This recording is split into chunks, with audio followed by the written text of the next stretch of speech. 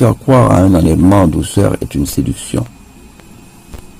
L'Église sera durement persécutée. Que Dieu vous bénisse. Frères et sœurs, je veux vous rappeler que nous sommes au temps de la fin.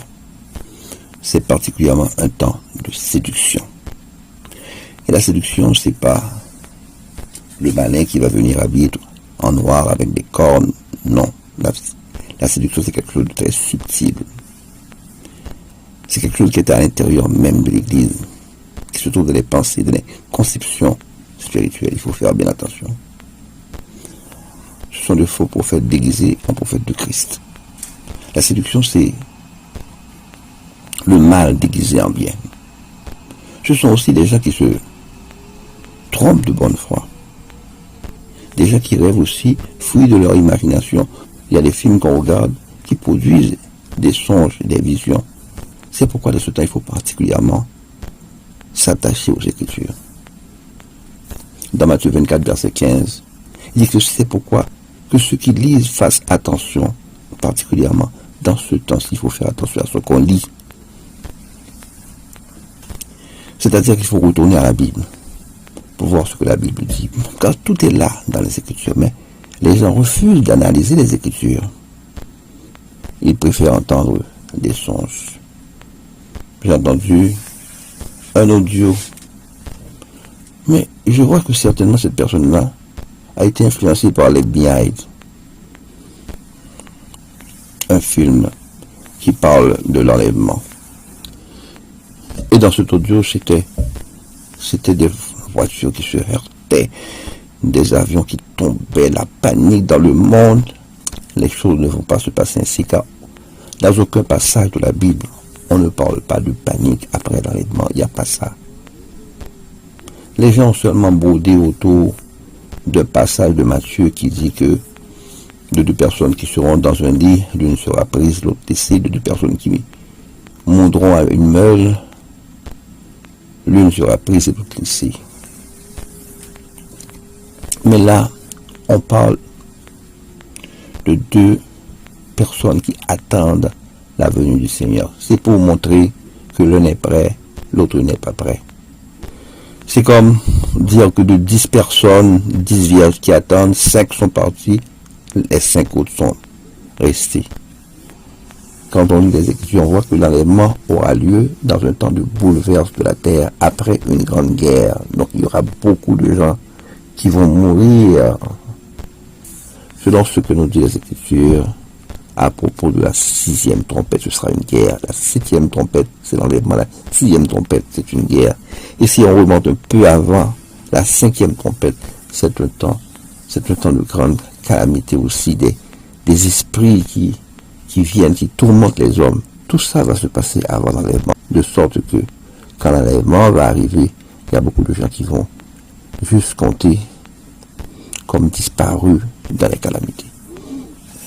La marque de la bête sera déjà en vigueur, de sorte que les chrétiens ne pourront ni acheter ni vendre, ni conduire des avions, ni conduire des autobus. Il n'y aura pas ça. Car si l'enlèvement aurait causé une telle panique, c'est comme prouver à toute la terre que la Bible est vraie. Or, dans ce temps de la fin, au contraire, les gens vont entièrement rejeter la Bible. Entièrement rejeter la Bible. Et il faut comprendre aussi qu'après l'enlèvement, il n'y aura pas de deuxième chance. Les 5 vierges folles n'ont pas eu de deuxième chance, malgré qu'elles sont revenues avec de l'huile dans leur lampe. Ne pensez pas que vous allez être vieille folle, et puis vous avez une deuxième chance. Où vous trouvez ça dans les Écritures? Il n'y a aucun passage. Il n'y a aucun passage dans la Bible qui dit qu'il y a une deuxième chance. Non, c'est que vous êtes enlevé ou bien vous n'êtes pas enlevé. Après l'enlèvement, la porte de la grâce sera fermée. Il n'y aura plus de grâce comme nous le connaissons maintenant. Ce sera le temps des Juifs. La Bible nous dit concernant les Juifs, ce sera une vie d'entre les morts.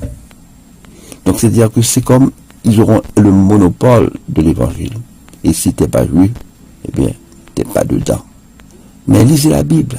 Lisez le livre de Daniel. Vous allez voir que les tribulations viennent avant l'enlèvement. Les tribulations sont au chapitre 11, verset 33 et 35, tandis que l'enlèvement se trouve dans le chapitre 12, versets 2 et 3. Matthieu également, les tribulations sont dans le verset 10, je parle de Matthieu 24, tandis que l'enlèvement se trouve dans le verset 40. L'Apocalypse, la grande tribulation se trouve dans le chapitre 7, verset 13 à 14, tandis que la dernière trompette se trouve au chapitre 11, verset 15. L'enlèvement est décrit dans le chapitre 12, verset 13 à 18. L'Église connaîtra donc la grande tribulation pour sa formation. C'est écrit dans les Écritures. Lisez Daniel 11, verset 35. Il dit que quelques-uns des hommes sages succomberont afin qu'ils soient épurés, purifiés et blanchis jusqu'au temps de la fin, car il n'arrivera qu'au temps marqué.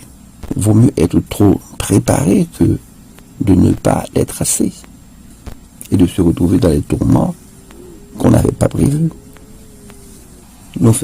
Les vrais croyants devront se cacher pour survivre et seront hors du système. Ils ne pourront ni acheter ni vendre, ni être chauffeurs d'autobus, de train, d'avion. L'enlèvement se fera après une guerre. 2,5 milliards d'habitants périront parce que la Bible nous dit que un tiers de la population de la Terre trouveront la mort.